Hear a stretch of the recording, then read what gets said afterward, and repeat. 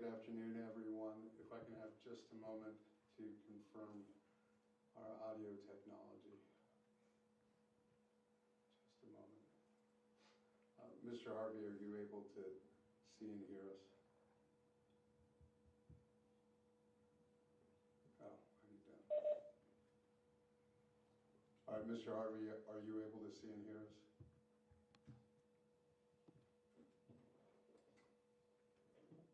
We can see the courtroom. Can you hear us? And we can hear you. Yes, thank you. I'll go ahead and mute your line.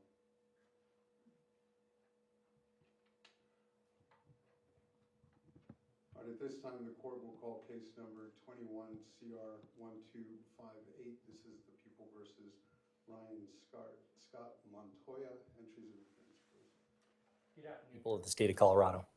And good afternoon, Kurt Alfrey and Lucas Worth, appearing with Ryan Montoya, who appears in custody. All right, good afternoon, everyone. This matter is set for a sentencing hearing this afternoon. For those attending in person and for those that are in the overflow courtroom, you all can have a seat. Thank you. I'm going to ask that everyone remain professional and respect the dignity of the court and of the parties and be respectful of the court as well throughout the proceeding. We do know that this case is important to all of you. We've arranged for additional seating in the neighboring courtroom, so people will be guided to that courtroom where they'll be able to observe the proceedings and if necessary, address the court from there. We're also conducting this hearing via WebEx audio-visual conference. That is what's on the screen right now. I know that we have a number of participants by WebEx as well. Those participating by WebEx will not be able to unmute their lines. There is someone that is waving And a Judge, piece of paper. and Judge, that sign actually says no sound. So the individuals that may be hearing this proceeding online or through WebEx may not be able to hear it. All right, well, it would appear that Mr. Harvey was able to hear. If I can have the individuals on WebEx that can hear me nod their heads if they can hear me, please. So it does appear that the participant with the handle Roberta Burkhoff has audio connection issues on her end. I don't think it's anything I can address unless I address individual connections separately. Judge, I just appreciate you confirming in advance. All right, so Ms. Burkhoff is unable to hear. I think she needs to adjust the volume on her end. It would appear that the other WebEx participants are able to hear the court. I was saying that the court has muted the WebEx participants' connections. They will not be able to participate in the proceeding or share any images or notes. They're simply able to observe. However, those individuals in the courtroom as well as in the neighboring courtroom who wish to address the court may do so, however, in coordination with the district attorney's office. So if there are individuals present who have not spoken with the district attorney's office who wish to address the court, then they'll have to coordinate with the district attorney's office in order to facilitate that.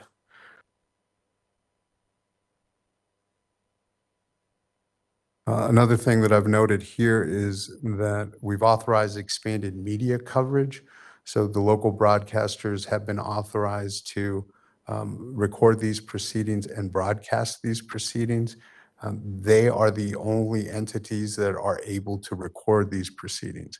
No one who is present in person or by WebEx is authorized to record these proceedings. There is a single official record in this case. It's being maintained by Ms. Swihart down here. So everyone is prohibited from recording or in any fashion documenting these proceedings other than those that have been authorized by specific order of the court. They have been authorized also to live stream the proceedings, so they'll be broadcasting from their respective web pages as well, assuring as much access as possible to these proceedings.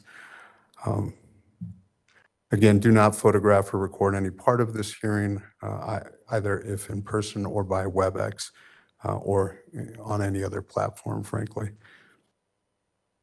All right, let's proceed with the hearing in this matter. Mr. Ryan Montoya is before the court for sentencing after entry of a plea of guilty on April 6, 2022 to count 1 vehicular homicide DUI. It's a class 3 felony for killing Gwen Inglis while she was riding her bike on May 16th, 2021. The parties to the case agreed to an 8-year cap to any sentence to the Department of Corrections if the court were to impose such a sentence. In preparation for this hearing, the court has reviewed the plea agreement reflecting the parties' stipulation with respect to the Department of Corrections sentence, the pre-sentence investigation report that was filed May 9th, 2022, which included the accompanying affidavit of arrest describing the offense. The Community Corrections Screening Report filed May 12, 2022, indicating that Mr. Montoya was rejected by Community Corrections in Pier 1. The May 11, 2022 pre-sentence mitigation report that was prepared by Richard Vaccaro on behalf of Mr. Montoya. Letters submitted on behalf of Mr. Montoya by his mother, Tiffany Cismaru, his stepfather, Jay Cismaru, and his longtime friends, Brody Brittner and Audrey Alvarado. The court has also received victim impact statements from a number of people. Megan Hoffman, a longtime friend and fellow cyclist of Gwen. Jennifer Winters, former co-worker of Gwen Inglis. Terry Vogel, whose husband, Chuck Vogel, was killed by a hit-and-run driver while on a bike ride in 2019. Gary Hardy, who runs a Lakewood chapter of Cycling Without Age and a former teammate and friend of Gwen Inglis. Anonymous letter from a former teammate and friend of Gwen, Sharon Madison, the executive director of We Ride 4, a 325-member cycling club in Colorado. Frances Summerhill, 68-year-old cyclist who bikes with her son.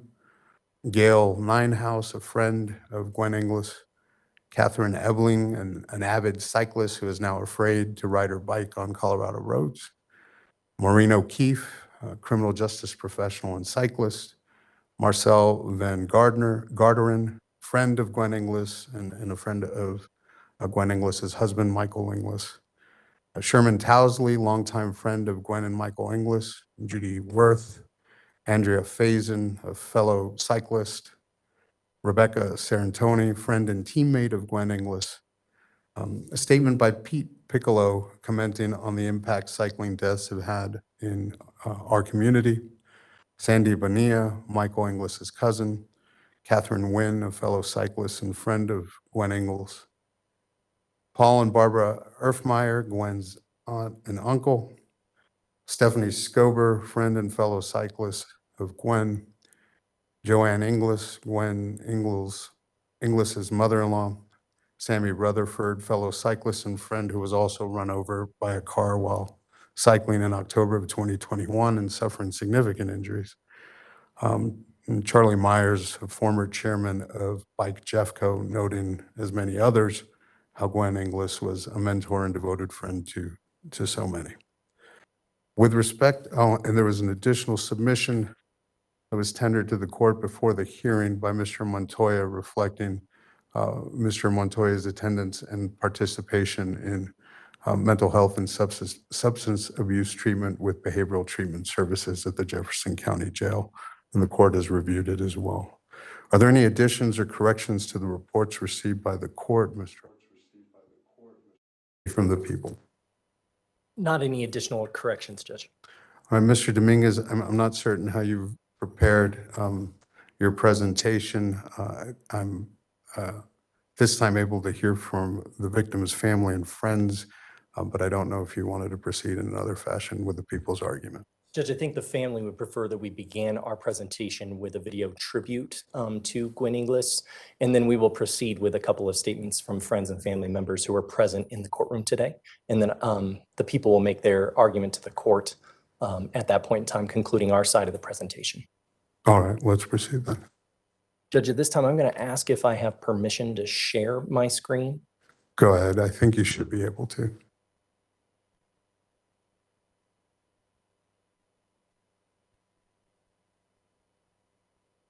And Judge, it is indicating that I cannot share content unless the host makes me the presenter. Let me go ahead and adjust that at this point.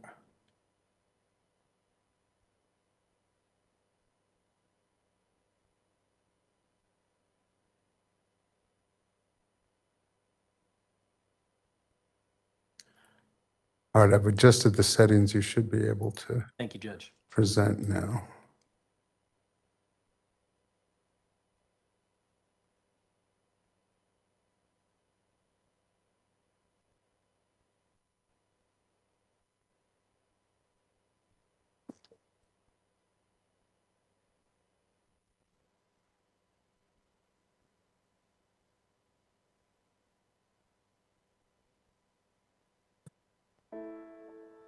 Gwen Inglis died on May 16, 2021, as a result of an impaired driver who struck her while Gwen was doing what she loved, riding her bike. In high school, she was very active, playing basketball, volleyball, and running track. In 2004, Gwen discovered her love of cycling and began racing. This love of bikes led her to meet her husband, Mike, and in 2008, they were married. As fellow cycling enthusiasts, they traveled to bike races all over the country together. She held numerous national and state champion titles. You might also see them on the tandem together. The words power couple were frequently heard referring to this dynamic duo. Besides being teammates on and off the bike, they were best friends who lived life to the fullest. It's true, Gwen offered her full self to anyone in her presence, listening fully and leaning in. She represented pure love and all that is good.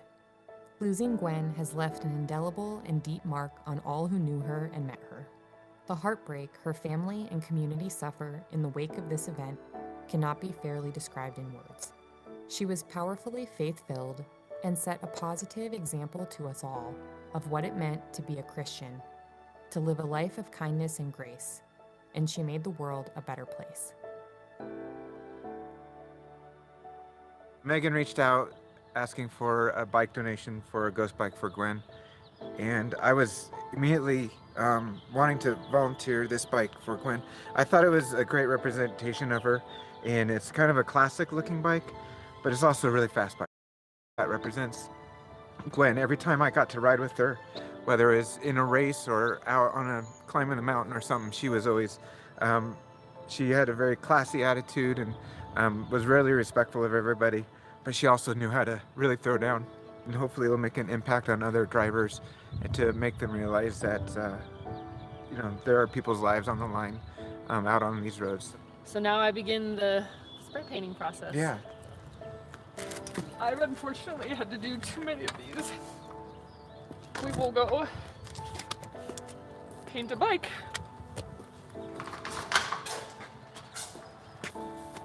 There we go. Okay, and then I'm gonna go get all my supplies.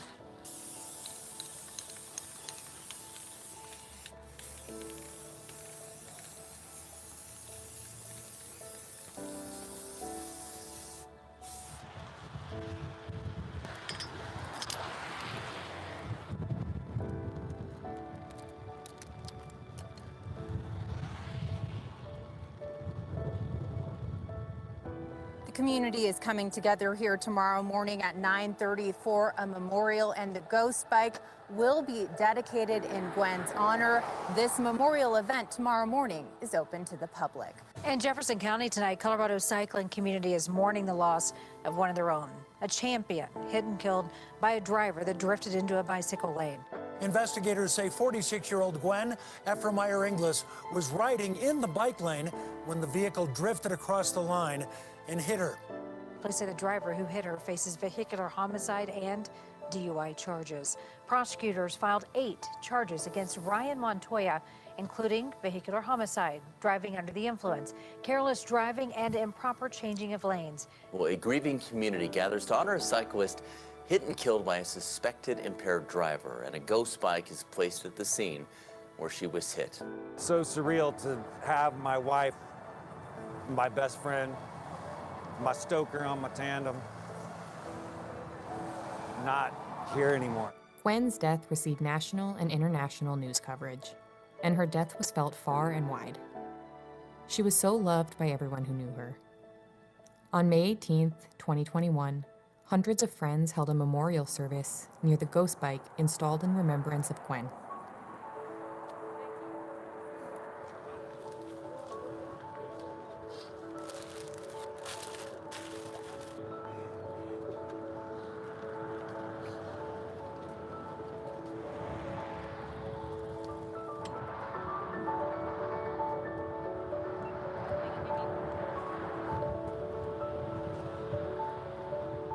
I could sum up my sister in one word, it would be love. She loved her racing friends. She loved her coworkers. She just loved all of you immensely. I really appreciate you coming out. All the millions of texts. How you guys get my phone number, I have no idea. The one who checked in on everyone else was always Gwen. She would always hit me when I would talk to one of my buddies, and she would always say, hey, ask him how his son's doing. Ask him how his kid's doing. So Michael will try to remember now. And if we can share each other's burdens, it makes everybody's burden lighter. They can't help but share this pain and heal together.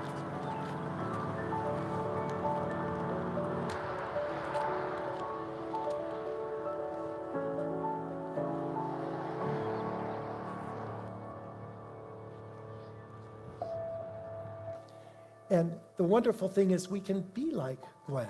And for Gwen, as so many of you know, you've experienced her love, and that means so much to us. But she truly, as we've said, and you know it, she loved others. She was the epitome of somebody who put others first in her life.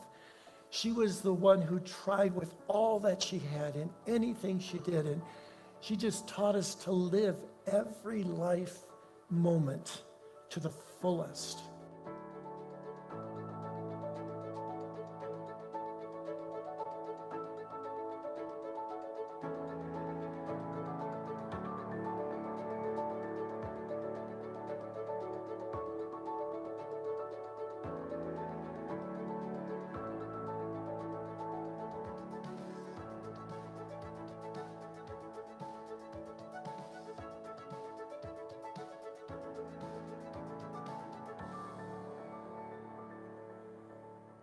That hashtag that has gained some traction this week is Be Like Gwen.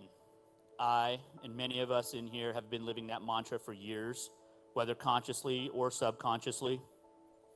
Gwen raises the level of everyone around her just by being her. You protected, you trusted, you hoped, and you persevered. You never failed to love. You see, Gwen, to be like you, to be like Gwen, is to love like Christ. You exemplified the fruits of the Spirit: love, joy, peace, patience, kindness, goodness, faithfulness, gentleness, and self-control, and you were genuine in doing so. It wasn't fake. But above all, my dearest Gwen, you loved so well. You loved your coworkers in a unique way that showed them who you are. You loved your immense cycling community, competitors, organizers, volunteers, friends, all of them, regardless of how good a racer they are or what they were doing that day. You loved your cycling teammates and treated them as your extended family, your cycling brothers and sisters. You loved your family, and you were an amazing niece, cousin, aunt, sister, and daughter to us all. You absolutely loved Michael to the depths of your soul where nobody else could possibly reach. And you loved your Savior, Jesus Christ, and you were unwavering in your faith. I want to just say thanks for all the kind words. I had stories and I had plans. And we've made a million plans, and we've done a million things, and created a million stories together. And we had so many more plans that were going to happen in the future. The first time I really met Gwen was actually on my first ride. Mike had us ride from Lakewood up to Niwot to watch Gwen race in the Colorado State Champions, which Gwen won. She took a 2-lap solo ride to win the state championship that year. And from then on, I was friends with Mike and Gwen, and Mike was the one who taught me to go full steam ahead into life, and Gwen was the one who kind of taught me how to be a better person. I owe them a lot for my development in my early 20s. I met Gwen when I first started bike racing. Gwen was on the Pro 1-2 team, and I was on the new team, the 3-4s. But I looked up to her, both, physically and literally, because she's so much taller than everybody else. But Gwen, I quickly realized that she was a good model of the sport and a good person to be around. I learned a lot from her. I'd say the thing that made it always so special was every time we rode, with Gwen. It was a fun ride. It was always lots of smiles, lots of laughs. And for someone who I didn't know very well, she really had an impression on me as an individual as well as a cyclist. Gwen, with her death, I think it makes us all in the area of advocacy want to even work harder now to bring about a safer streets, safer conditions for cyclists out there. We need a lot of help with policy change, and I think I'm so grateful to Megan and all the work that she does. She's just unbelievable. But yeah, policy change, we need education, we need community outreach. No one should have to go through what my family and I have been through, and so we're going to try to do everything we can to keep that from happening. It's your privilege to be able to drive a car, and so you have to take that responsibility seriously. I just think that people have to be made accountable when they make bad judgments and bad decisions. It's a heartbreaking situation for anyone to go through. I don't wish it on anyone. We're confident that the legal authorities will do their job and take care of what we believe should be done, to the maximum that they possibly can. I think we're hoping for that. I think that would be appropriate for the life that he took. If this can help save one life, we'll never know it, but if it does, then it'll be worth it. I'm hopeful that that can happen. I think of all the things that could really anger her about bicycling, it was kind of just this general lack of understanding and to a certain degree respect of what bicyclists have to do in order to be safe, and don't feel like that's reciprocated sometimes by motorists.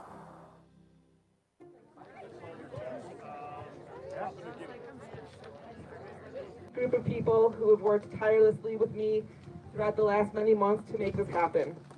I want to thank them tremendously for being here.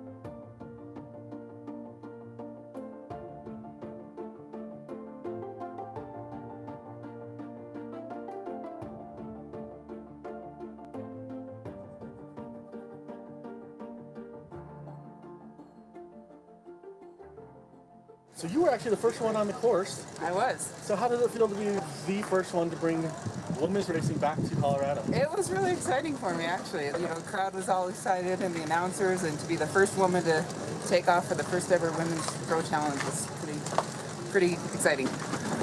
Thank you for your time, and we'll keep an eye out for you and your team. Sounds great. Thank you. How'd yesterday go up in Breckenridge? It went. It was a tough course, but we all survived, did our best, gave it our all.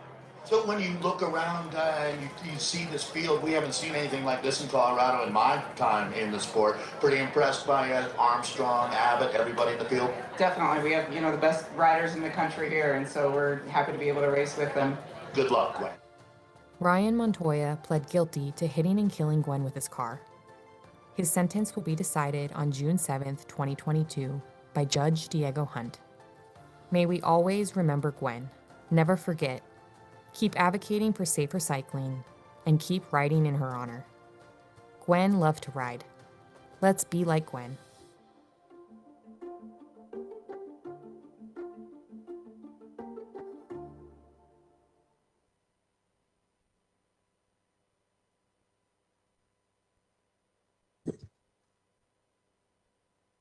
All right, thank you, Mr. Dominguez.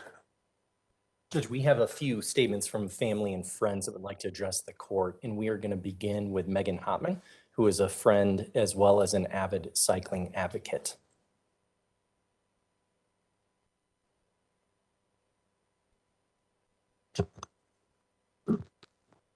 Good afternoon. We can provide you another handheld microphone if you like. It's okay. This is worth it. Good afternoon, Your Honor. Good afternoon. I've had the immense privilege of knowing Gwen for the last 15 years. To say that she improved the life of everyone around her would be a significant understatement.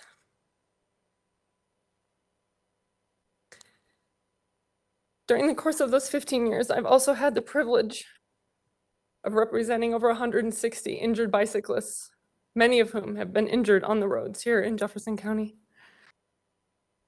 And we work so hard for better laws. And we work so hard for better infrastructure. We do what we can on the education front. I've probably personally educated several thousand law enforcement officers and several thousand cyclists. And we do what we can on the front end to make cycling as safe as possible. And on the back end, we rely on the district attorneys and on judges like you to do the right thing when someone harms or kills a cyclist. And I'll be frank, we have not seen sufficient punishment of drivers who harm and kill cyclists. Unfortunately, on Sunday, I was the receiving end of a pickup truck who decided to turn right in front of me on a bicycle ride. And I'm thankful to be here today. And what comes to mind is that period of time that we all experienced 2 years ago when COVID shut everything down and everything was canceled. But bikes were not canceled. And as summer camps and school and literally everything was canceled and people harbored it themselves and hunkered down at home, bikes provided an outlet for families and their children to get outside and to keep some semblance of sanity and mental and physical health. And those of us in the advocacy space, we thought, my God, this is what we've been waiting for. This is the advent of cycling. This is the time when everyone sees the wonder and the magic of the bicycle that we've been talking about for so long. And when we look at some of the societal ills that we suffer with, mental, physical health is a big one. The breakdown of our roadways, the drain and strain on our healthcare system. The bicycle is the low-hanging fruit solution for so many of these things that we face. And for some reason in this country, people on bikes are treated as less than human, less valuable, less important, less of an individual in their community than they would be if they were traveling in four wheels to their destination. And too often it's treated as just an accident because someone did not mean to do it. And we cannot emphasize enough that these have to be considered as seriously as another major crime that is committed that results in death. Just because someone did not intend to kill a cyclist does not make it any less serious or impactful, as you've heard and you will hear. In addition, Jefferson County benefits significantly from cycling economically. The statistics for the state are mind-blowing. Bike retail and manufacture contributes $185 million to Colorado economy each year, and that was just back in 2016. I know after COVID, that number's probably doubled. And bicycle tourism by out-of-state visitors who come here to visit us contributes another $448 million to our state's economy. And I live and I office and I work and I vote here in Golden. I ride here in Golden. I've been in Jeffco since 2006. We hold ourselves out as a cycling mecca in this county. We want people to come here. We are proud of our Lookout Mountain and our bike trails and our bike infrastructure. And we market this place on cycling. And we want and we ask people to come here. Ride the Rockies next weekend. It ends in Golden. They're going to see significant impact financially from that. And my question has always been, why is a county so excited and interested in having cyclists come here, so unwilling to back us when we're on the roads, and so ready to look the other way when motorists harm us and kill us? Those don't add up. And I see those of us who ride bikes, and most of us also own cars, by the way. We make a choice when we get on a bike to ride. I ride to work, I ride to my library, and I know many of these folks, almost everyone here does. We choose to ride our bike instead of take a car because it makes us a better person. And we come home, when we come home a better person. And I'm asking for you in this case, in your decision, to send two clear messages. One is to drivers who harm and kill cyclists. We do not tolerate that here in Jefferson County. It is an unacceptable behavior, and you are going to spend a significant portion of your life behind bars because cyclists' lives are the same as lives of anyone else, whether they're in a car or on a bicycle. I want that to be publicly known so that if for no other reason when drivers encounter us on the roads, they think twice because they think, man, those judges in Jefferson County are serious about protecting cyclists' lives. And I'd really like you to send a message to this defendant, Mr. Montoya. He has a history of driving impaired, and I'm gravely concerned that when he's released, myself or another cyclist on the road will be next, or another road user, a pedestrian, another vehicle operator. In your honor, for context, we had the opportunity to depose Mr. Montoya for the civil case about 10 days ago. And we asked him, do you have any assurance that you won't be gambling with other people's lives in the future? And he said, I don't know what that would mean. How can you assure us that you will not present yourself as another hazard to cyclists in the future? I don't have an answer for you.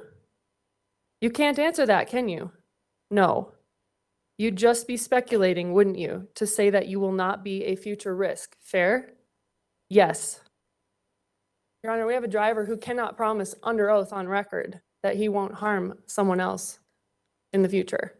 So please keep that in mind with your sentence rendered today, and I ask you to be very fervent and forceful in the language that you use in your final order today. Thank you.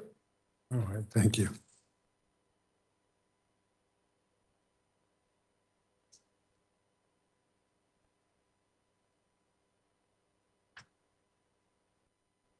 Judge, next we have a friend of Gwen Inglis, Holly Bell.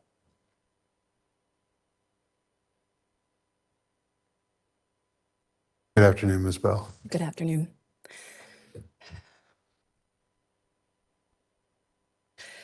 So Gwen was one of my best friends, and I am not the same after losing her. I met her in 2009 as a new bike racer. I was a newbie, and it was a pretty intimidating scene. And it was one that scared off many even before they even had a chance to do their first race. Gwen was probably the first person that I met when I joined my first bike racing team. And she was kind, she was welcoming, sincere, and just someone I loved being around. Everybody did. She had the world's most gentle personality, but also her zest for life was like nothing I'd ever seen before. And she was also the most fierce competitor I've ever seen. She was truly, and I say this truly, the most selfless person I have ever known. And her capacity for giving, for kindness, and charity was just remarkable. You've seen the video. It doesn't even scratch the surface. Over the years, we became very close. Tons of birthday celebrations and concerts and laughter and happy hours and so many more adventures. Your Honor, you've heard and probably read so much about this amazing woman and the kind of person that she was. And it's all true.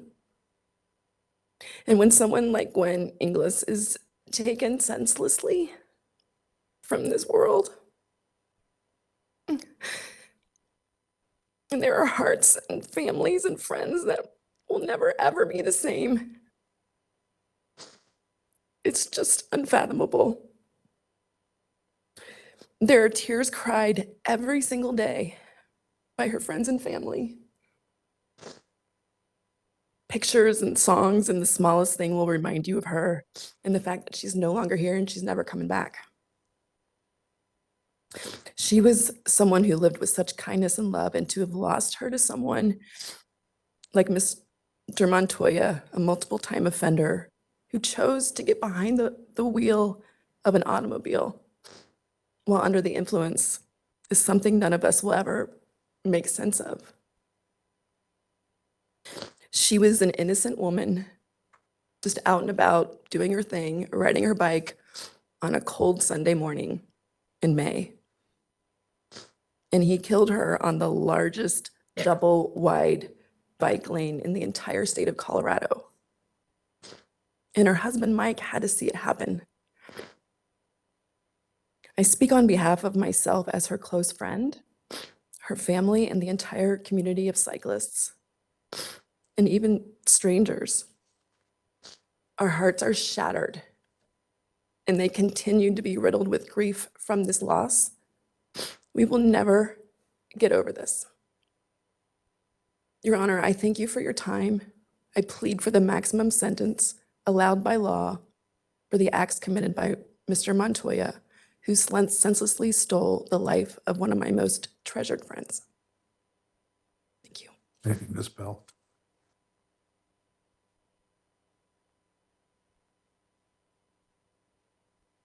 Judge, next we have Julie Erfmeyer, who is Gwen Inglis's sister.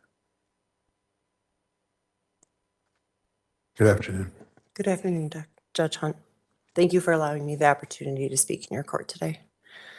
Gwen was my older sister. There are few people you know your entire life. And as her younger sister, I never knew life without Gwen until May 16, 2021. And anyone who knew her knows that the world was just a better place with her in it. She was a daughter, a sister, a wife, an aunt, a teammate, and a friend. She was kind, generous, loving, and a true role model to everyone who knew her. She was my biggest cheerleader, and life will never be the same. In the very competitive world of cycling, she was known to show true sportsmanship and was highly respected by both teammates and competitors.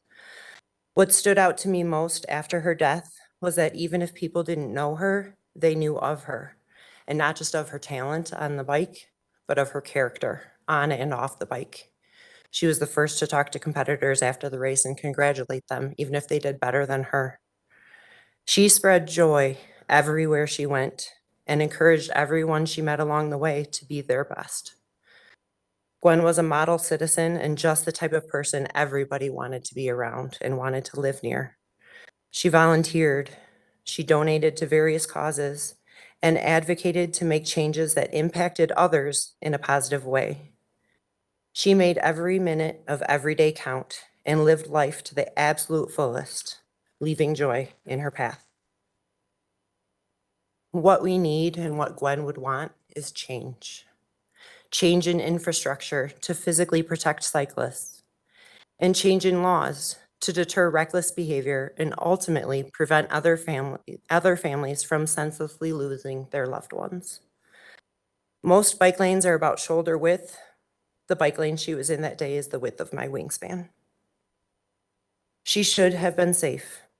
And with a pending DUI just 10 days earlier, Mr. Montoya should not have been behind the wheel that day. We ask for the maximum sentence. Mr. Montoya has repeatedly displayed carelessness with consistent substance abuse and repeatedly driving under the influence with seemingly no regard for the lives and safety of others.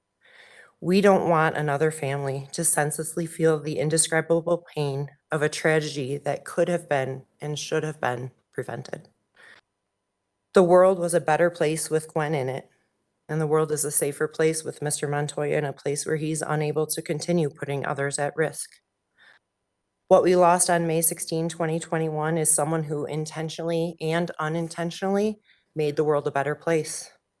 She influenced others to be better, and she should still be here today. Thank you. Thank you.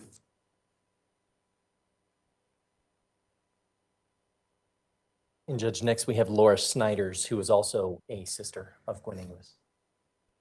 Good afternoon, Ms. Snyder. Good afternoon.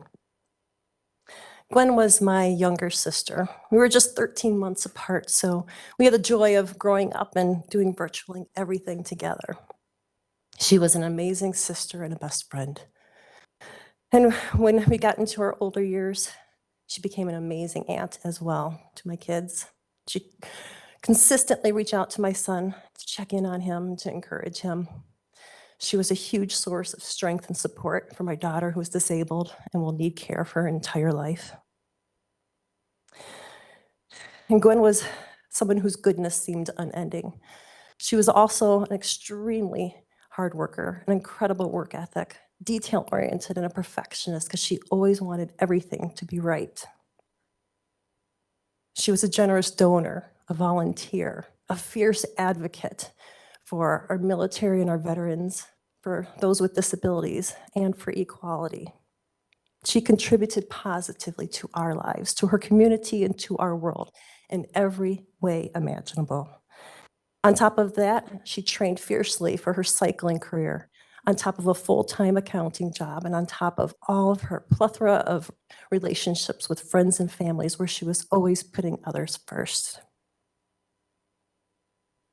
She consistently prioritized other people and their needs. She made positive choices in every way possible, and it seemed that she could live forever if it weren't the reality that aging would eventually happen someday. But none of us ever imagined life without her. The only thing that could trump Gwen and her positive choices would be crossing the path of somebody who did the complete opposite, somebody who made destructive and deadly choices. And on May 16, 2021, her path crossed with such a someone. The individual that killed her has repeatedly made destructive and deadly choices, and we'll never know how many others have escaped death by him. But we know that one person didn't, our Gwen. This brings me to one of the most profound characteristics of Gwen.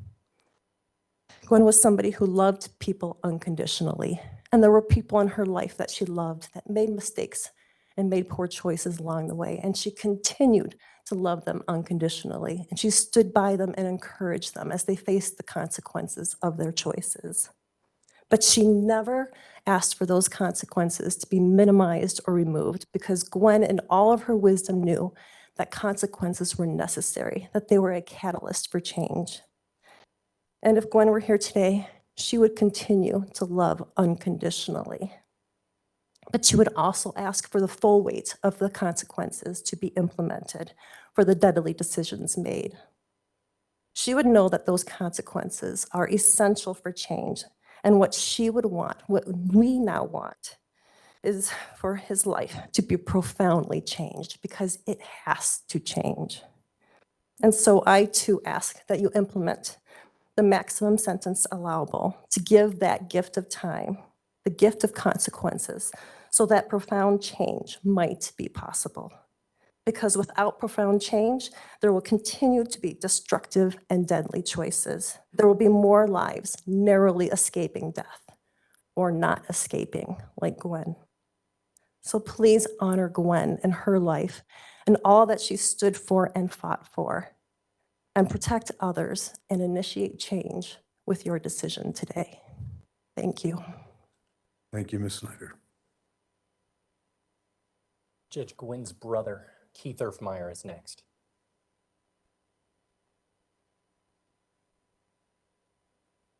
Good afternoon, Mr. Erfmeyer. Good afternoon, Your Honor. I've watched tragedies on the news, read about them for many, many years. I'd often shake my head, my heart would hurt. Then I'd turn the page where another story would appear on the television. I'd selfishly feel a sense of relief that it wasn't someone I knew, especially one of my family. And frankly, I never thought it would happen until that day. We all went to a race this past weekend to watch Gwen's husband, Michael, race. There were several small groups of people there to cheer on loved ones, shouting their names, ringing cowbells, as is the tradition at a bike race, showing their support with lots of hugs and laughter afterward. And I kept thinking, that used to be us with Gwen. Enjoy it. If only you knew how quickly it could be taken because of the selfish actions of one individual. It is impossible to describe the full impact of this senseless killing of Gwen on myself and my family. Gwen was known by many as an accomplished cyclist, as you've heard, and it's very true. But to my family, all my four boys, she was just Aunt Gwen. And to my wife and I, well, she was our closest sister. My other two sisters that you've heard from live elsewhere. Gwen and I lived here together, saw each other frequently, Easter, Thanksgiving, Christmas, birthdays, cycling races. And we always took a little time, little few minutes to just catch up with one another off to the side. She was beloved by many. She was incredibly loving, as you've heard. She was, in a word, selfless. She was the real deal, donating her time, energy, money to others. In fact, the day before she was killed, she participated in a virtual fundraiser for the school that her autistic niece that you just heard about attends, a cause that was extremely near and dear to her heart. In many ways, she was the hub of our family. While we all love each other dearly in our family, Gwen was the one that had intentional communication with us and pulled us together. She was simply an amazing human being. Now it feels like part of us is missing. And every time I see a cyclist riding around, which is several times each day while driving or off the back deck of our house, I think of her. It's constant. Think of all the things she'll be missing from our lives, my family and my 4 boys, graduations, weddings, holiday gatherings, life, forever. It is written in the Bible in Ecclesiastes that there is a time for everything. Time to weep and a time to laugh. Time to mourn and a time to dance. A time to be silent and a time to speak, just to name a few. It allows for a range of human emotions. Today is a time for me to be angry. Angry that someone would act so selfishly and kill my sister. Today is a time for me to be frustrated. Frustrated that the system did not protect her from him. Today is a day for me to be disgusted. Disgusted that someone has such total disregard for others. Today is a time for me to be concerned. Concerned that when released, he'll do the same to someone else in this community. Since she was killed, I've often wondered, have had conversations with others, is it harder to lose someone in this way, sudden and tragic, or is it harder to lose someone over time to a disease like cancer? Given time, you can prepare somewhat, maybe even say goodbyes, but the suffering over time can be nearly unbearable. But a sudden death, such as this, can leave one empty, regretful, not able to say final goodbyes. My conclusion is that one is not better than the other. Both are heart-wrenching.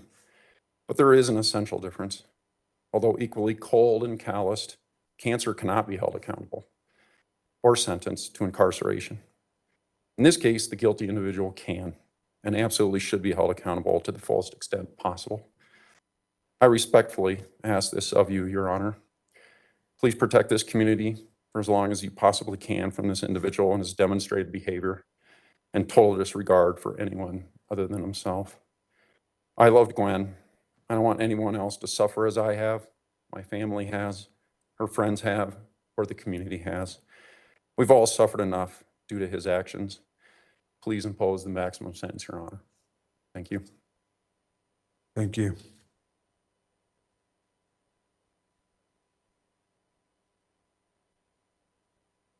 And Judge, next we have Jerry Erfmeyer, who is Gwen Inglis's father.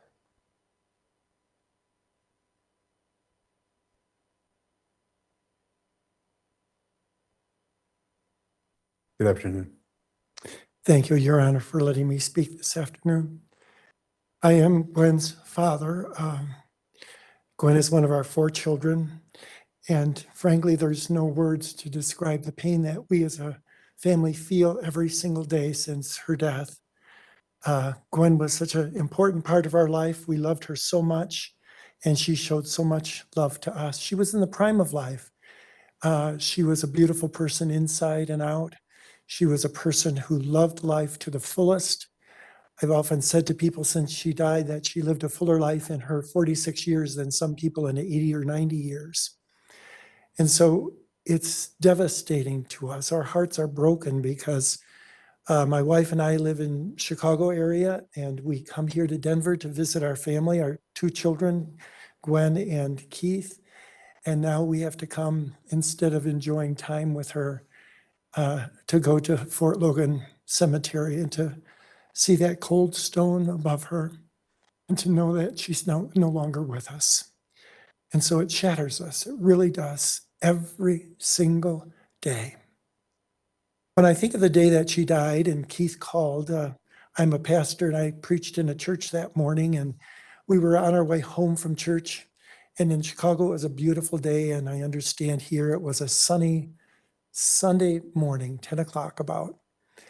And Keith calling, he never calls on Sunday morning, and we wondered what could be wrong, and I heard the tears in his voice. He has 4 teenagers. My immediate thought was, what happened to one of his 4 sons? And I couldn't believe it when he said that Gwen was killed. And thinking about the weather, it was beautiful weather here. Thinking about how she was in a bike lane that was so wide and separated from the road.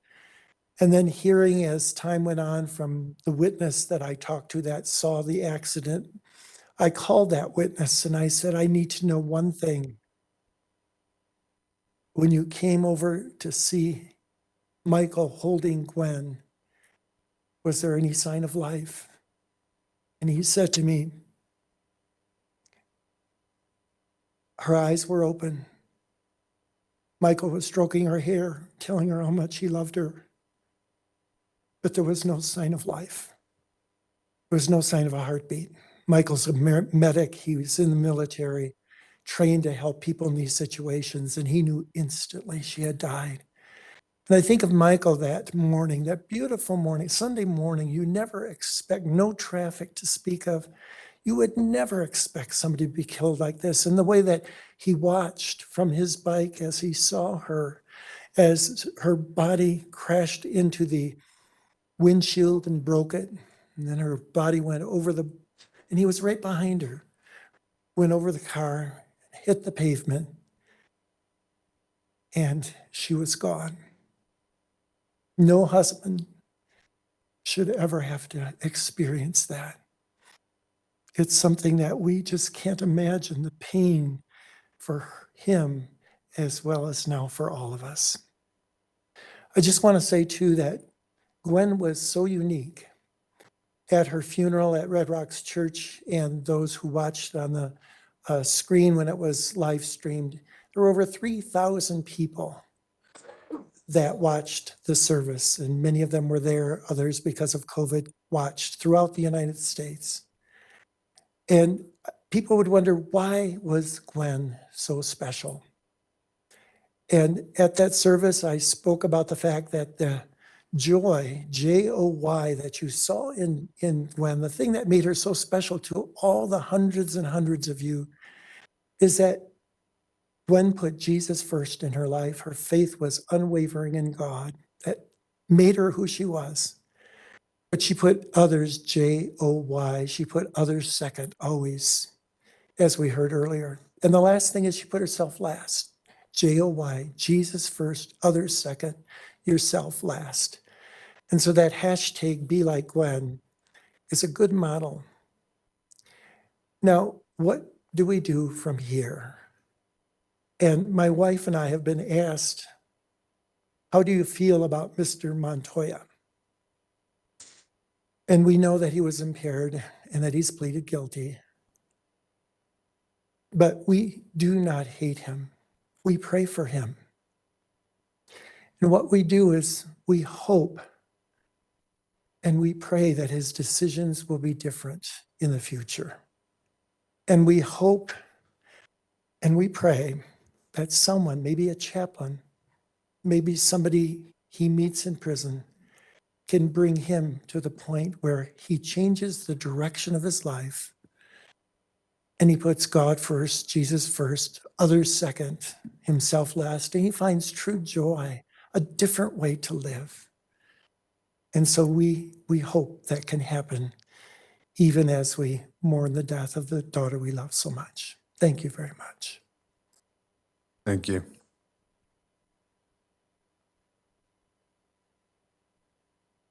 And finally, Judge, we have Mike Inglis, Gwen's spouse. All right. Good afternoon, Mr. Inglis. Good afternoon, Your Honor. Thank you for letting me speak today as well. As a military guy, paramedic, I took an oath to defend my country and deployed, went to Desert Storm, got out for 15 years and came back in, took that oath again and defended my country as a 42-year-old man, deploying again at 48 in Air Force Special Operations. And in that time, I was trained to encounter a situation and make the best choices at that time. And we're all sitting here telling you how great Gwen was. And my sincere hope is that you take an oath as well to defend the community. One of the things that, as a cyclist that went overseas and then come back, my biggest fear was that I would fight the United States enemies and come back and be killed on a roadway by somebody that's impaired and distracted. And that had been a fear for 20 years. And then it happened to my wife. My wife was so loyal to the cause of me going off and deploying, and she had to maintain the family here while I was gone. So that when I came home, I had a home and I had a life to come back to. And I'm just asking you, Your Honor, that you fulfill that role to the community, that you take your oath, that you give this guy the max sentence. It's going to go on and tell you about the crash site. That morning at 9:30, when I had just said, I love you to Gwen, and she took off going up that Solterra hill there on Alameda in the widest bike lane in the world, Mr. Montoya almost killed me. And he buzzed me within 3 inches, and he would have killed me, which I would have loved to have been sideswiped, and maybe he would have snapped out of it and swerved back into his lane. And then I'm just laying in there and I didn't get hit head on. But he proceeded right in front of me after almost killing me and didn't just sideswipe her, but he put her in the middle of his windshield. This wasn't, oh, I kind of went over the line. He went all the way over the line, 3 feet over the line. And when you see the pictures of the car afterwards, you'll see that this wasn't a little sideswipe like he almost did to me. I can't change those events that happened in that morning. But when I was sitting there breathing into Gwen's mouth, trying to resuscitate her, and I looked over and I saw this guy sitting there on the sidewalk, watching me try to save my wife. And there was no response, and I knew she was dead instantly. And I just said 2 things. I said, you just killed my wife. And he just sat there looking at me like, oh yeah? Didn't move, didn't come over to help, didn't do anything. Just sat there as he killed my wife that day. I too ask that you give the full penalty of the law and put him behind bars for the 8 years. Thank you for your time. All right, thank you, Mr. Inglis. And Mr. Dominguez, I know that you have a presentation prepared, and I just want to acknowledge the undeniable impact of this offense on Ms. Inglis's family, and the larger community. And what I need to understand from the people was, in this case, why the sentence that's been agreed to would be appropriate under the circumstances, in addition to whatever argument you have. So it'll be important for me to understand that. Go ahead, Mr. Dominguez.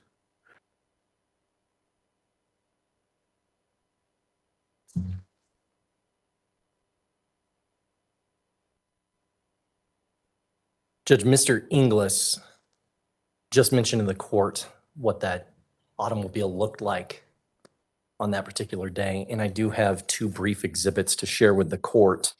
For the sake of those watching, Judge, I just have printed exhibits to share with the court that I already showed counsel, if I may approach. You may. Thank you.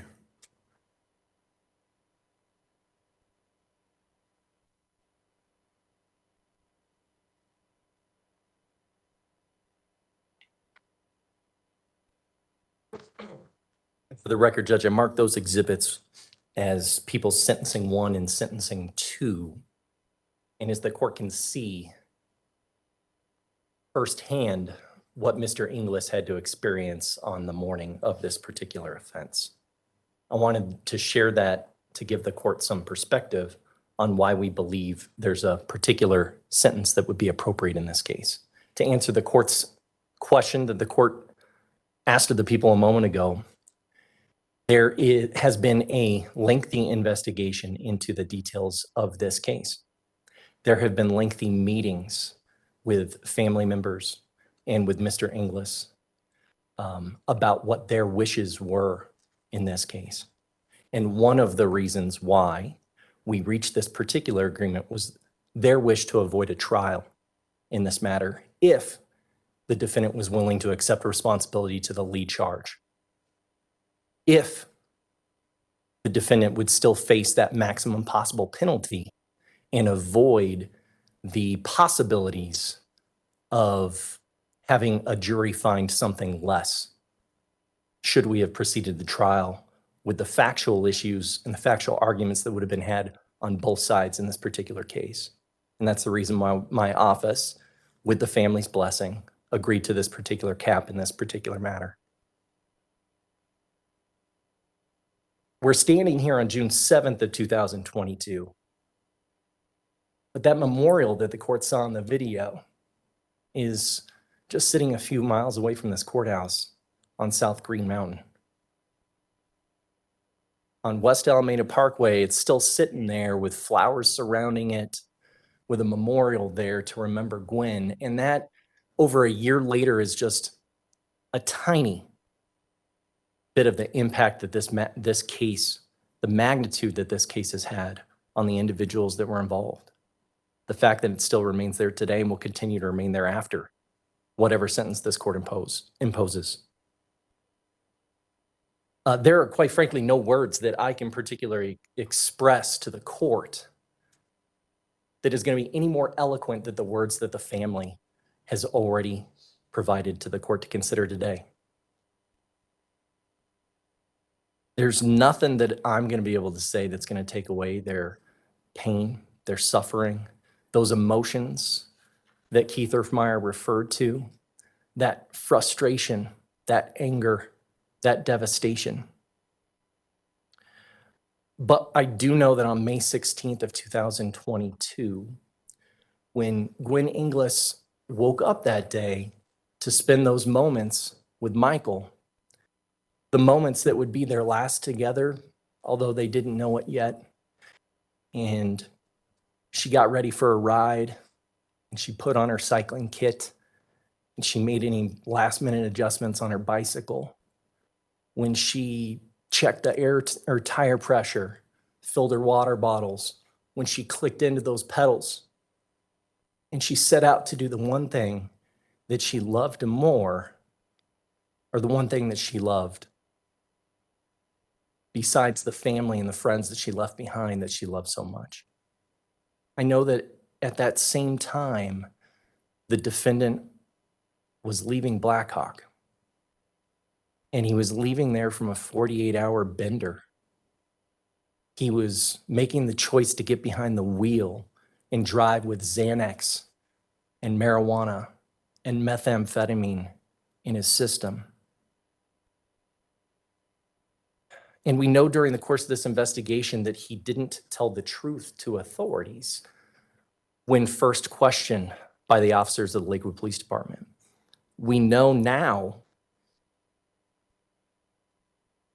that he lied about how much sleep he had had, what types of drugs he had consumed. We know he initially refused a chemical test in this case before a sample of his blood was taken by court order to tell us that that marijuana, Xanax, and methamphetamine was in his system, and in his system at a level that satisfies this Class 3 felony, count 1, which the defendant has pled guilty to now. And the word that kept coming up over and over and over through meetings, not only with the family and with Michael, but the word that comes up over and over in those victim impact statements that the court already acknowledged that you reviewed, that word is senseless. It's such a senseless loss for her family to endure, and the bicycling community to suffer, but it is an inconceivable loss for Mr. Inglis to stand there helplessly and watch it occur right in front of him as he was just about 100 meters behind on West Alameda Parkway. But such is the case when somebody abuses the privilege to drive here in the state of Colorado, when they are consuming those drugs, consuming alcohol, when they're turning that wheel that they get behind into essentially a deadly weapon. And it's pointed at everybody in the community when people make that choice.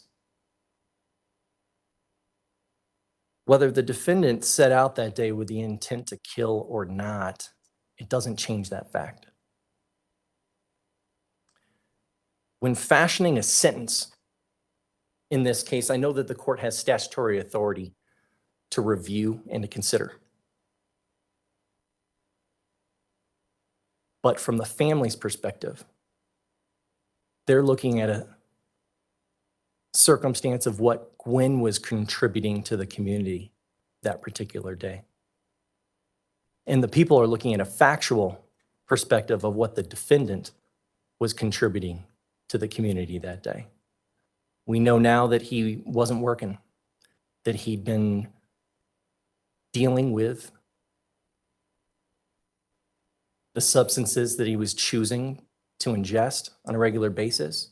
We know from the PSI that he was ingesting nearly every single drug during the course of his adult life that he could get his hands on. And you look at what he was contributing at that point in time when he was living off of income from a rental property and spending that money on those drugs.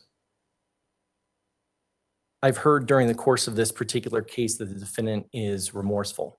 It's something that the defense has tried to provide some perspective that they see on a daily basis when they interact with Mr. Montoya during the course of those interactions. But it's difficult for the family to understand that remorse when 5 days after this event, it appears to them that the defendant was looking out for himself when he quitclaimed all of those properties that he worked so hard to obtain and provided them to his family for consideration of $10.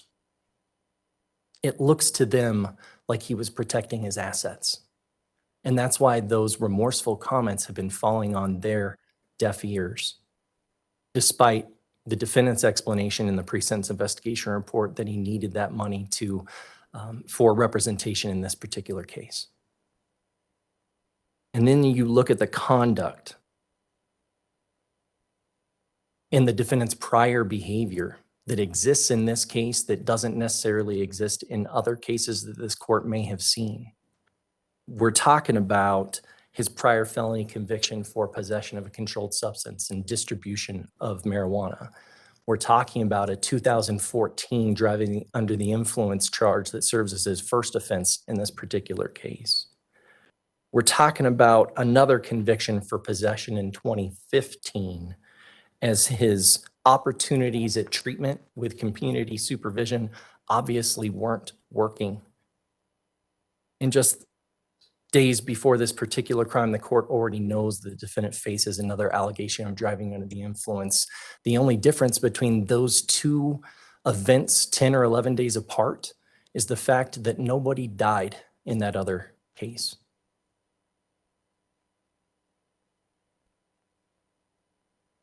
And then you look at his prior opportunities at probation, the fact that he's been revoked before for failing to comply with those terms and conditions.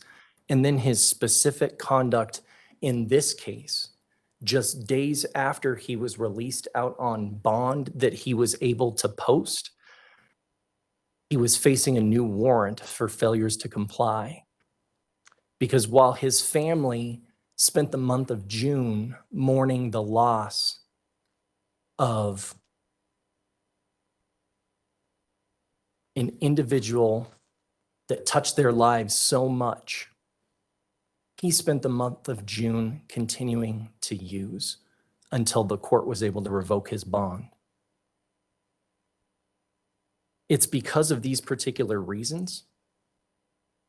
The defendant's prior history, although no prior violent crime, it's drugs, drugs, drugs. Because of his continued risk to the community that he's shown the court, evidenced by his conduct even in this case, that we are asking the court to provide the defendant with a sentence, the maximum by which this plea agreement allows, which is 8 years. The defendant noted in the pre-sentence investigation report that there wasn't really anything he can do to repair the harm that he caused. The only thing he can do now is be the best person that he can be. There's one other thing that Mr. Montoya still can do, and that's be like Gwen.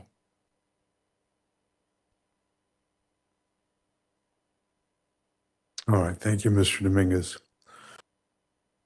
Mr. Alfrey, argument and evidence on behalf of Mr. Montoya, please. Thank you, Your Honor. I will address also the inquiry the court made of the prosecution. I have a couple of comments. There's a couple of witnesses. I know Mr. Worth has a couple of comments, and then Mr. Montoya. All right, go ahead.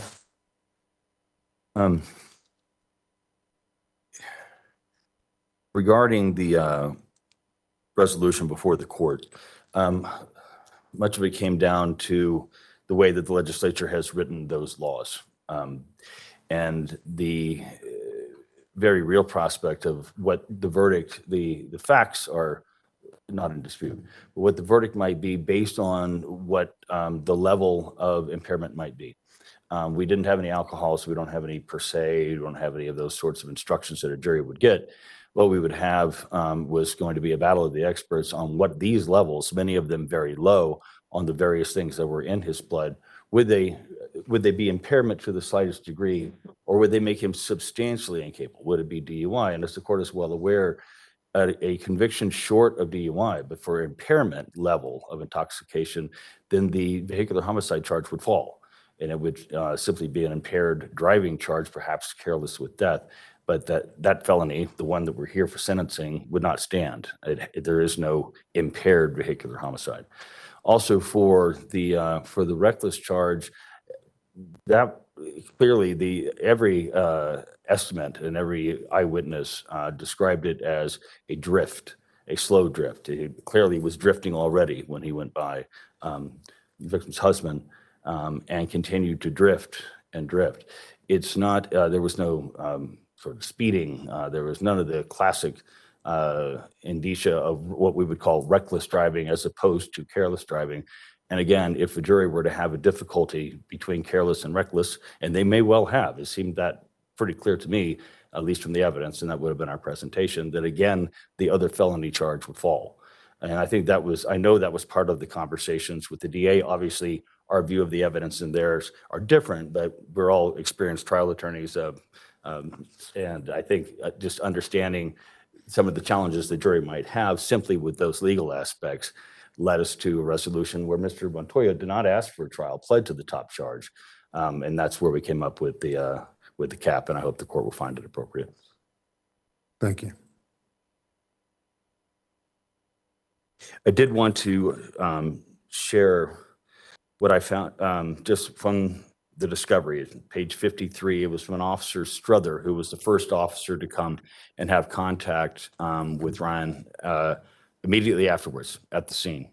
And to hear things from sometimes an impartial observer, if you will, an officer, I think can be instructive. Officer Struthers said, "I observed Ryan Montoya crouched on the sidewalk with his arms wrapped around his legs as if he was hugging them. He had circles under his eyes and was crying. When I walked over to Ryan, he looked up to me and began crying profusely and advised he is not okay while pointing over to the female victim that was receiving medical care. Ryan immediately asked me if the female victim was going to be okay.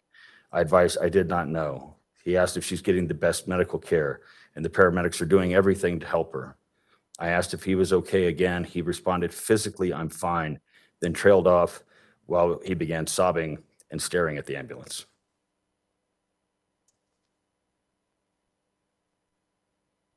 every tragedy involves the individuals directly involved. And they also involve the family and the community of those that are directly involved. Some of those communities are very large, some are small.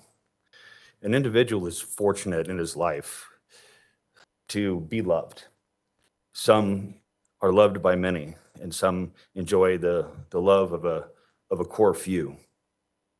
I have known the Montoyas, excuse me, and the Sismarus for a very, very long time, much longer than this case. They are friends of mine. I'm fortunate to have them in my life. So I can tell you directly that they are good, honest, loving, excuse me, caring people. They are hardworking. They have a deep love for each other and for those with whom they come in contact. And I'm a witness to them. I'm a witness to this beautiful family. I know Ryan is a good young man. The court knows from having read the interviews of the many people that we had, that we spoke to, that were part of Ryan's life at work, in social, and I think the court will find at least their assessment is consistent with mine.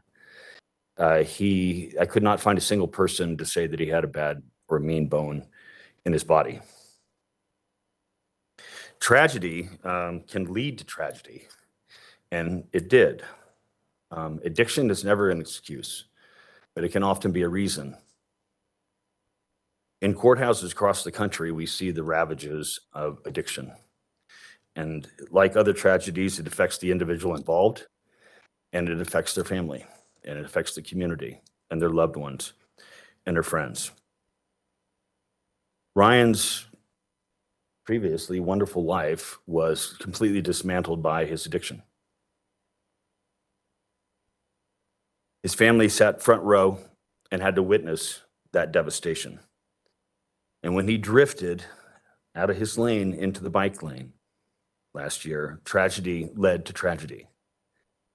And Gwen's family had to sit front row. He pled guilty to the top charge, not asking for a trial. Often in criminal cases, the attorneys get to talk, and we communicate a lot. But the families don't, just the nature of the way we do things here. And they don't know what the other side is feeling, what they're thinking, what their cares are. Often blanks get filled in incorrectly when we just don't know. I've spoken with Ryan and with the Sismarus throughout this process, met with them. Mr. Worth has been out countless times to meet with Ryan and expresses the same thing. I know where their thoughts and their prayers have been. It's with Gwen and her family, excuse me. I have read Ryan's family's sincere and heartfelt letters. They will be read, and I pray their words will be received and bring some measure of relief. If the court would hear from Jay Sismaru first.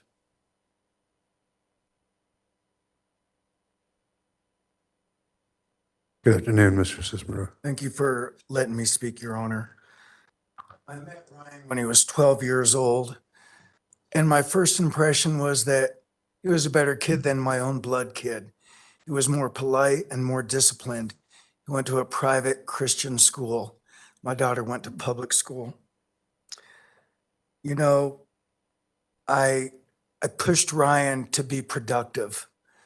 And yes, everyone's heard about his real estate, and the attorney here just said that he was living off of a rental income. Well, Ryan has a really good heart.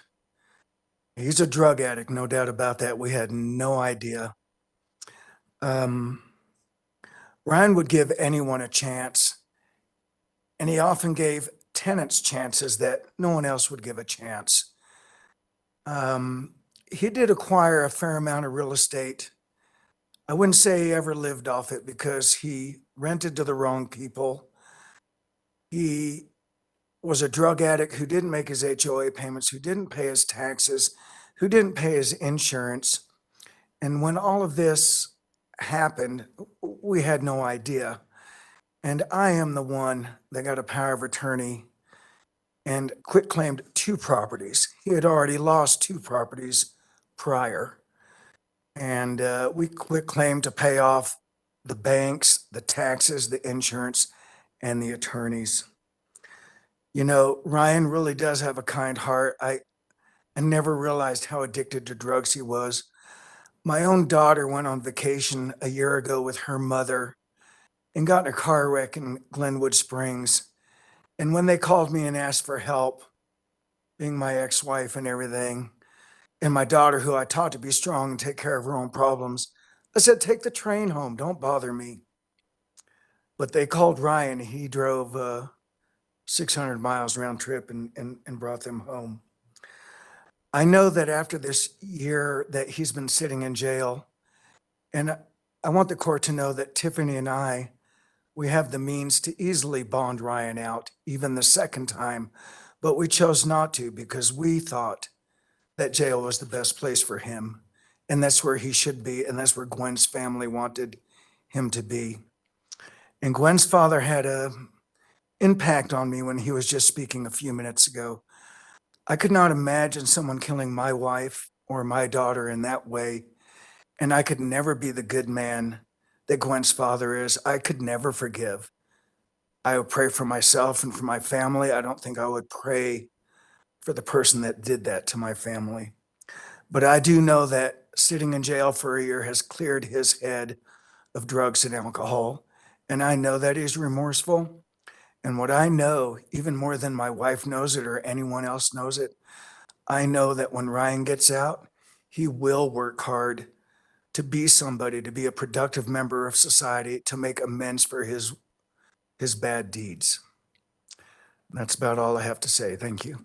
All right, thank you. Court will hear from Tiffany Sismaru.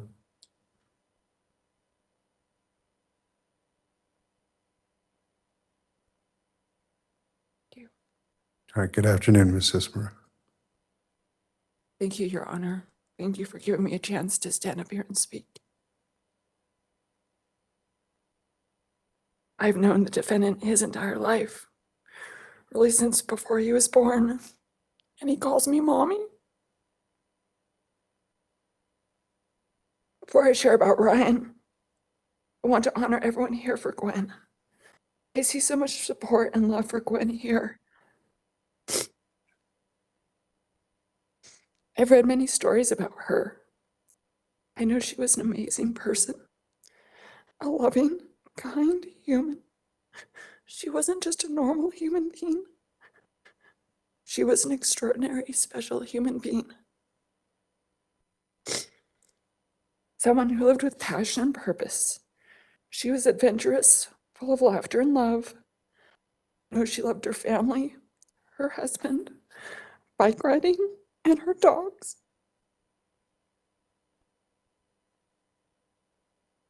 Gwen loved God. And I pray for her. I imagine her as an angel. And she feels like she's someone who earned her angel wings in life. I feel a deep tragedy that my son took the life of someone so incredibly special. With all my heart, I'm sorry. I'm sorry that the actions of my son have caused you lifelong grief. It is devastating for you and absolutely heartbreaking. I've tried to put myself in your shoes and cannot fathom the depth of your pain and anger you feel towards Ryan. It makes sense. As a mother and a parent, I've grieved for Gwen's parents. You've lost your daughter too young. As a wife and a spouse, I've grieved for Gwen's husband, Mike. You lost your soulmate, best friend, and lover. As a sister and a sibling, I've grieved for Gwen's brothers and sister. You've lost your sister and friend. As a niece and an aunt, I've grieved for her nieces and nephews. You've lost your devoted aunt. As a dog lover and a dog mom, I've grieved for Gwen's furry family members. As I've walked my dogs, I've sent Gwen's dogs love. The loss you've experienced is immense. While she's not here physically, I hope that each of you can sense and feel her everlasting love and care. Daily, I pray for all of you and send you love.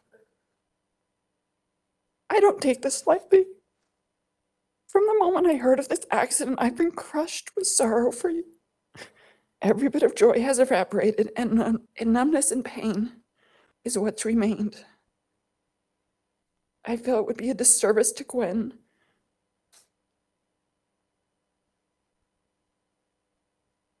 excuse me.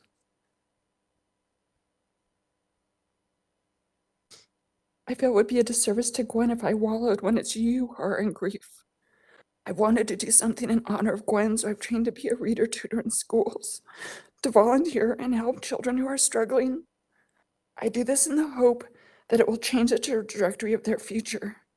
Each time I go in, I do this in Gwen's name to make a difference. I often wish with all my heart that things could be different. I don't know what would have made a difference for Ryan to change the course of his life, so this would not have happened. I've racked my brains. I felt guilty and ashamed. I've often wished it was me that died that day. I was a young single mother who struggled. Ryan's dad was never involved. It was really tough. I worked long hours and provided the basic necessities for Ryan. There were times we couldn't afford to eat. I couldn't afford the good things in life. Life was hard. I tried to do my best. I became a surrogate to get the money to take Ryan to Disneyland so he could have a good memory in his childhood. When Ryan was 13 years old, I was fortunate to find a spouse to love me and my son. Finally having a dual parent home, the burdens of life, money, and stress eased. Jay took Ryan on as his own son. Ryan is the light of my life. I love him more than anything in this world. He's God's gift to me. Ryan was a good boy with a dry sense of humor. He did well in school and is an avid reader. Ryan has a kind heart and a deep sense of loyalty. He is respectful and strong. He is also stubborn and knows his own mind. There are thousands of examples I could give you which reflect the person I know Ryan to be, but I have two specific examples I would like to share with you. The first is from the days when Ryan was McDonald's manager.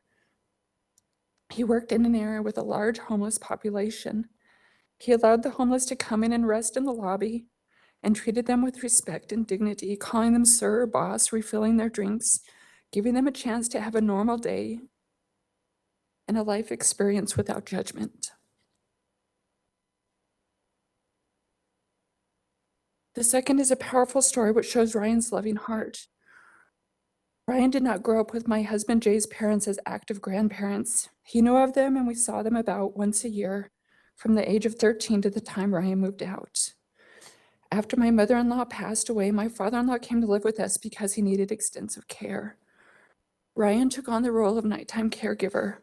He would help his stepfather with toileting, cleaning up if there were accidents, rubbing lotion on his legs and feet, helping him dress in the morning, making him laugh.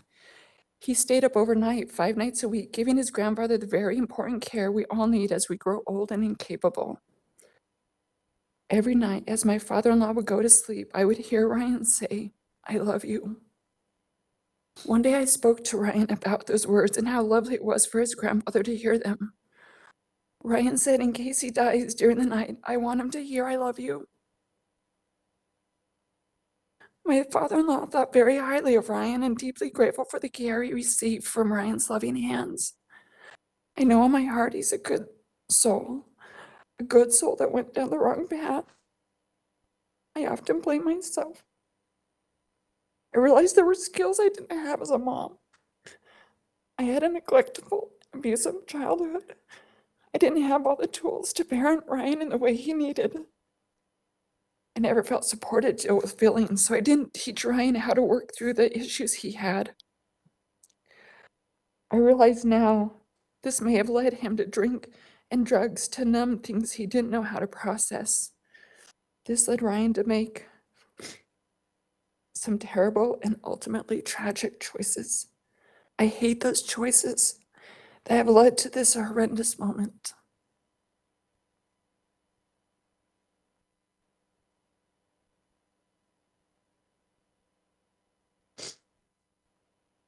Today is the day for the court to decide Ryan's life for at least the next years. I can't know the heart of Gwen's friends and family, but I've heard them ask for the harshest penalty and the maximum sentence. Does Gwen's spirit cry out for justice and millions of dollars or years of punishment? The tragedy of losing Gwen is immeasurable. It's a huge loss for her family and a huge loss for society. So now the next part of this process is at hand and decisions have to be made. Are we going to throw away another life? Is there any way the life and death of Gwen can change Ryan's life? Can Ryan be taught or shown a different way? Can Ryan become a model citizen, a more productive citizen of the earth? Someone who is able to give back, even partially, what has been taken away. Can Gwen's life and death stand for something? I feel Gwen's presence in the sweat of hard work, in the warmth of the sun, in the cooling summer breeze, in laughter with friends, and in the love of family. I look for the spirit of Gwen, and I encourage Ryan to also seek the spirit of Gwen. It's difficult to find her spirit in a jail cell.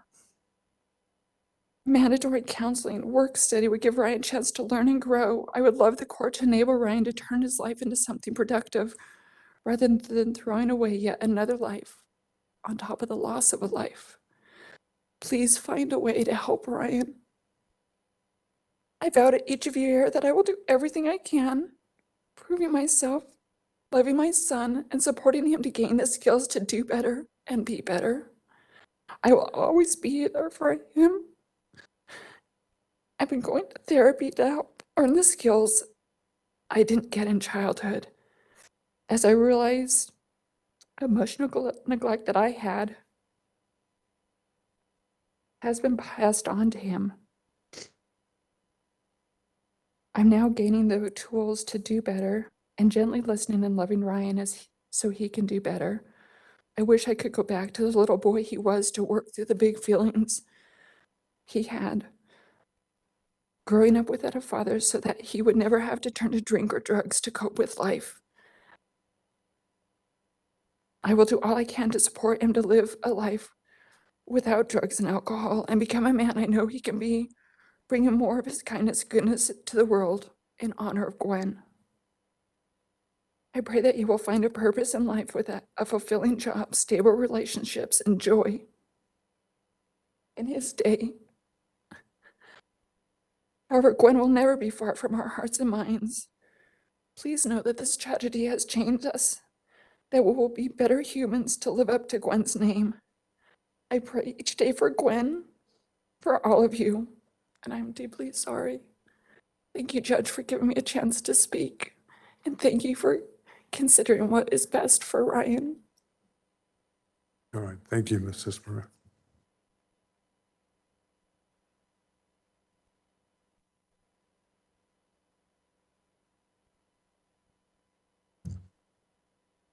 Good afternoon, Your Honor. Good afternoon. I'll try to be succinct. I read one time that an unexpected death affects 4 to 5 generations. And I can attest to that, as in 1984, my aunt was killed in a car accident. My mother still cries over it. My grandfather never got over it. 2016, my sister named her daughter after our beloved aunt. And after hearing all the kind letters, statements, and everything, you can see how Miss Inglis' untimely, unexpected death is affecting lots of people. This accident's forever shooken up 2 families. This past 12 months, I've gotten to know Ryan pretty well. I found him to be very thoughtful. He'd always ask me how my family and I are doing. He's been extremely remorseful from day one. He's been very caring, as he's been more concerned about the Inglis family and his family than he is about himself. As you've heard numerous times, he's never wanted to go to trial on this. So he never wanted to put anyone through the agony of having to rehash that day. As you heard, he got back into reading. He and I actually had read a handful of the same books, so we would just talk about those books. And I believe that will help him pick up a skill set, a good career skill set that he'll be able to be a good citizen and a contributing member of society. Mr. Montoya knows that this sentence will eventually be over, but he also knows that addiction is a lifetime thing. There is no cure for addiction, and you literally battle it every day. And being sober in custody is one thing versus being sober in the real world is another thing. He is eager, ready, willing, and able to get the proper treatment and counseling to help him battle with his daily addiction. And he also knows that he needs therapy to deal with his depression and how to cope with the knowledge that he killed someone. He understands that the Ingles lost a cornerstone in their friends and family group. And as you can see from Mr. Montoya's mom, that everyone is heartbroken. She's crushed with sorrow for the Ingles. And you heard her, she blamed herself for her decisions as a single mom and wish she could go back. Your Honor, we're asking for a sentence that focuses on rehabilitation and punishment. A sentence that he can get the counseling to deal with the trauma and knowledge of killing someone and to get the professional help to deal with his addictions. So he's asking for 6 years of Department of Correction with a pre-sentence confinement at 355 days and forgiveness from the Ingles. Thank you. All right, thank you, Mr. Worth. Or hear from Mr. Montoya.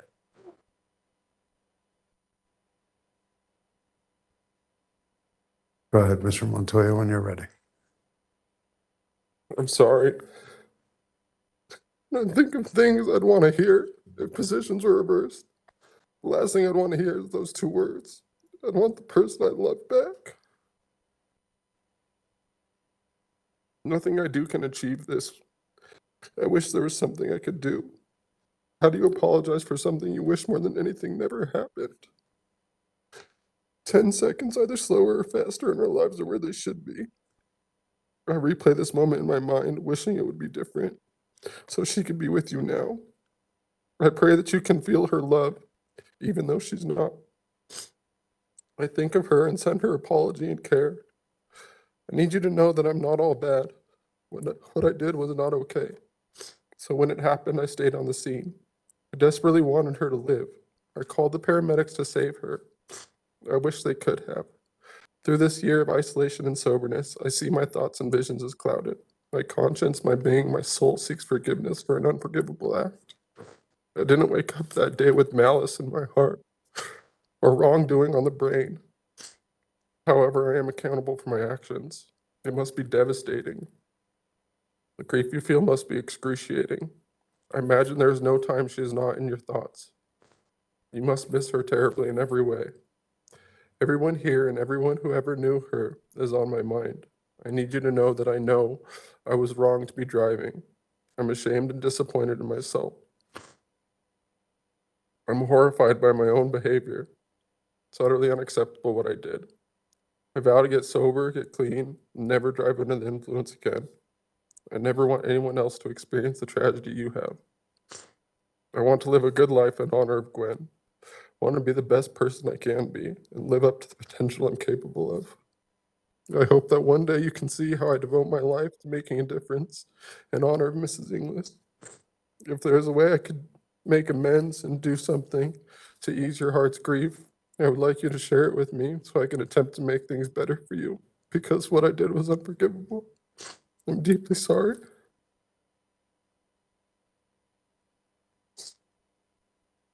Thank you, Mr. Montoya. Thank you. Thank you.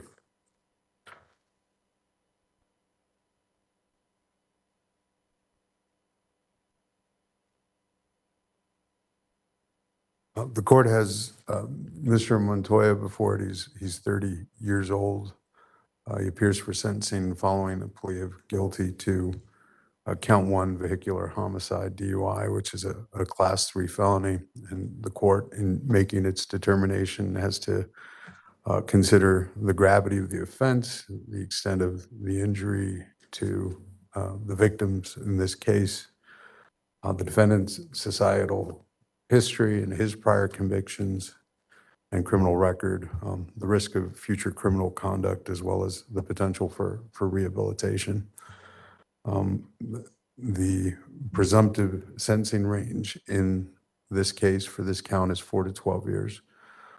The statute discussing the criminal code with respect to sentences and the importance of those sentencing ranges note that they assure the imposition of a sentence deserved in relation to the seriousness of the offense, that there's consistent treatment among defendants who appear before the court for convictions for similar offenses, to prevent crime and promote respect for the law, to promote rehabilitation, and to select a sentence also that addresses the defendant's individual characteristics, and to promote acceptance of responsibility and accountability. The seriousness of Mr. Montoya's crime cannot be overstated. He was driving home from Central City on eastbound Alameda Parkway on a Sunday morning at 10 a.m. The court has also seen the memorial that still stands there today. According to the affidavit, Michael Inglis was about 100 meters behind Gwen, who he said was faster rider than he was. And as she climbed the hill to Indiana Street, in a very clearly marked bike lane on eastbound Alameda, a wide bike lane with markings indicating there was a bike lane. And as she was climbing, Ryan Montoya drove past Michael Inglis and drove right into Gwen, knocking her in. And according to the report, it said knocking her into the air, into the dirt next to the road. And in reviewing the report, it noted the damage to Mr. Montoya's car, and the court had not seen the photographs of what that actually looked like until today. And the description of Gwen being struck, causing damage to the right front bumper of Mr. Montoya's car, and Gwen Inglis impacting the windshield and rolling over the car and landing in the dirt, while Mr. Inglis is driving, or riding rather, to catch up to her. By the time he got there, she was lifeless, and he's holding her lifeless body in his arms. The affidavit explains that the back wheel of Gwen's bike was damaged. The bicycle seat was missing from the impact. When law enforcement arrived, they noted that Mr. Montoya appeared intoxicated. He ultimately refused a chemical test, and his blood was later drawn pursuant to a warrant where it was shown that he did have amphetamines and Xanax and THC in his system. The court also heard Mr. Montoya's criminal history. That is aggravating here as well. He has a prior distribution charge, a prior DUI from 2014. And although the case remains pending, he was contacted by law enforcement 10 days before he killed Gwen for driving under the influence. And that case is pending in Gilpin County. What is also evident and can't be overstated here is the impact that Gwen Inglis had, and the impact of her loss on her family and the cycling community and the community as a whole. The court received about 23 statements about Gwen in this case, before this case, and read every single one of them. Heard today from her family and her friends about the impact of this case on them, on the community, and just the loss that everyone is experiencing. All of them describe a strong, fierce, and talented cyclist, loving wife, sister, niece, and so many describe a beloved friend and teammate. I think somebody said she was a champion, and that seems to capture who Gwen was. And before the video that was presented by the people, I didn't have the benefit of hearing from Gwen. And everything that everyone described about her is evident just from that. I was struck by the comments of her friends and fellow cyclists about her mentorship and encouragement of them, especially women, those that are just starting in the sport to those who were competing against her, how she shared her love of cycling with everyone and apparently shared her love of everyone with everyone. The letters would describe how, and more than one letter described how she would send birthday greetings without fail to everyone, and holiday greetings, and how she made everyone feel special. And by all accounts, Gwen Inglis was an extraordinary human being who Ryan Montoya killed the morning of May 26, or May 16, pardon me, of last year. And I think Michael's cousin put it best, that he extinguished her light. There's absolutely nothing this court can do to bring Gwen back. There is no sentence that this court can mete out to change that fact. The court has also heard from many in the cycling community, not only in court, but also through the letters that were submitted, about how this tragic event has affected that community, and the letters all demand advocacy for cyclists and for their safety, and they demand accountability, and are asking the court, without exception, all of them, that the court impose the maximum possible sentence. In terms of mitigation, in this case, the people are asking that the court impose the maximum stipulated sentence, and the defense is asking for a 6-year Department of Corrections sentence, recognizing the impact also of this offense on Mr. Montoya, on his genuine remorse, which the court does acknowledge, on his family ties and support. There's discussion about the ravages of addiction, and this is something that is not something that's novel to this court. See the impacts of that on a regular basis, but the ravages of addiction don't justify the death of another person, and in particular, the death of Gwen. However, the court also recognizes and appreciates the statements of counsel and the importance of certainty of trials, and assuring that there is a just and final resolution.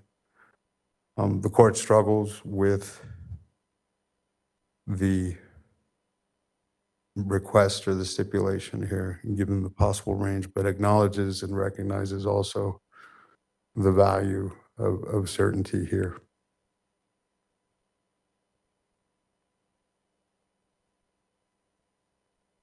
However, in this case, with respect to the requested sentence, because of the impact on the victim's family, on the community, and the larger Colorado community, and the loss of an extraordinary human being, in consideration of all those factors, the court does find the stipulation at least appropriate with respect to the cap that's been agreed to between the parties. The court acknowledges that Mr. Montoya has participated in treatment and counseling, and also acknowledging that Gwen will not be given this opportunity, Mr. Montoya, if the stipulation is approved and the maximum sentence is imposed. Mr. Montoya will have an opportunity to contribute to society and potentially to succeed. So, Mr. Montoya, if you can stand to receive the sentence of the court, please.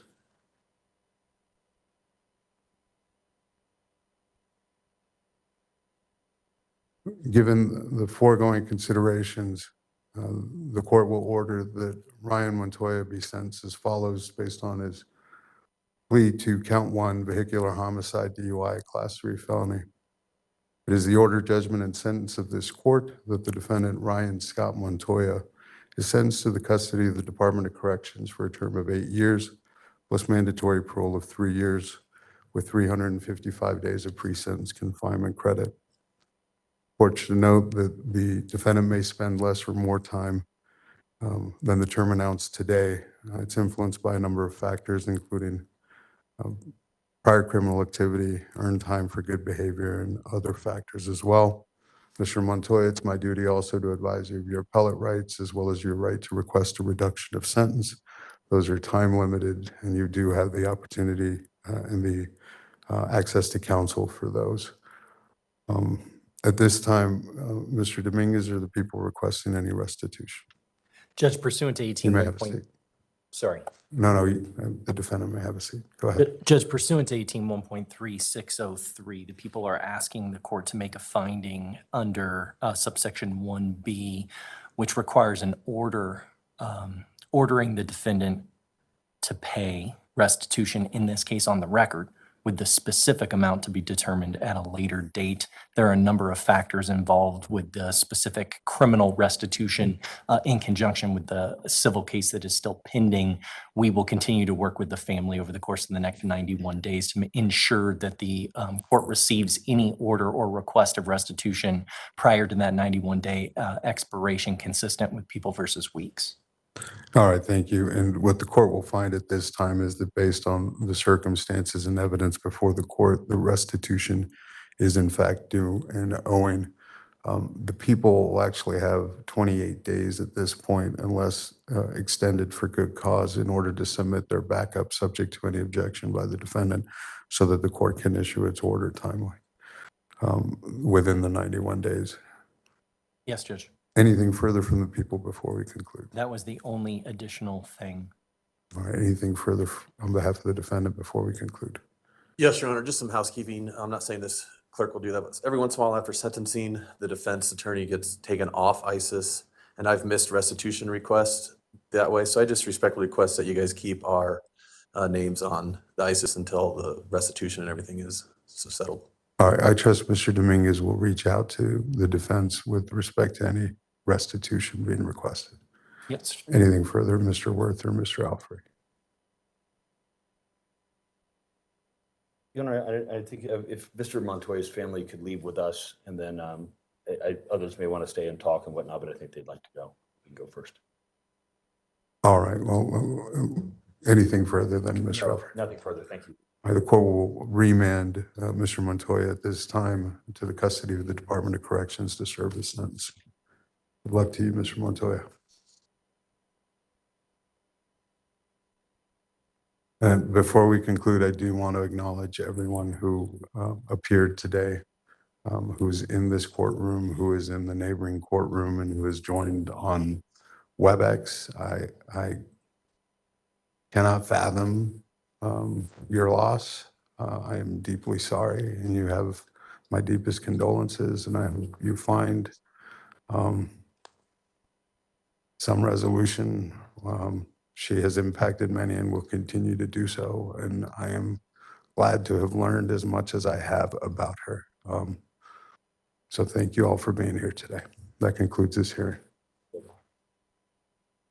Thank you, Your Honor.